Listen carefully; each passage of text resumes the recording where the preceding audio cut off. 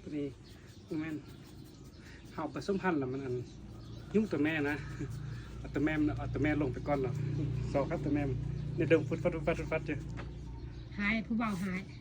นี่คิดฮอดเมียวะคิดฮอดผู้สาววะผสมพันธุ์แล้วเอาออกทุกคนเอาไปซักก่อนเนี่ยอนามัยครบเพราะว่าเอาแม่เอาอันนั้นมื้อแรกเอาแม่พันธุ์มาเข้ามาเราต้องอันใหม่ครบไปทำมันจะเอาผู้สาวใหม่มาให้เด้อสมัยมาให้ตึ้งแล้วมึงรวยแท้ว่าอ๋อ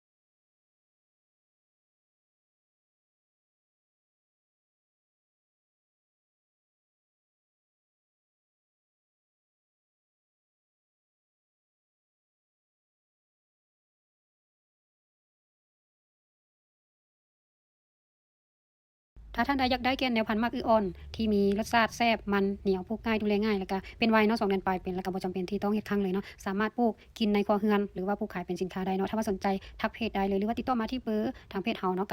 94246395สำหรับแนวพันธุ์แม่นมีพร้อมส่งเลยเด้อ